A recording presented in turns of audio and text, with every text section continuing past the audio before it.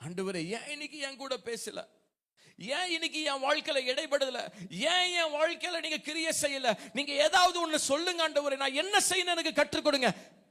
ஒவ்வொரு நாளும் தேவ வார்த்தையை கேட்டு நடக்கக்கூடிய ஒரு ஆவிக்குரிய ஒரு மணவாளனாய் மணவாட்டியாய் நாம் இருக்கிறோமா? இல்லனா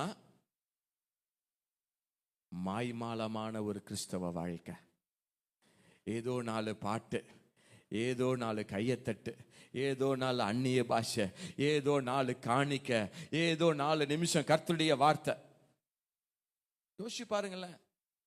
ஒரு ஆத்திரம் தோத்திரம் ஆமேன் போட்டுட்டு வீட்டுக்கு போய் செஞ்சு வச்சதை ஆக்கி வச்சதை தின்னுட்டு நல்லா கொரட்டை விட்டு தூங்குறது. இதுவா கிறிஸ்தவ வாழ்க்கை? நம்மிடத்தில் கர்த்தர் எதிர்பார்க்கிறது என்ன?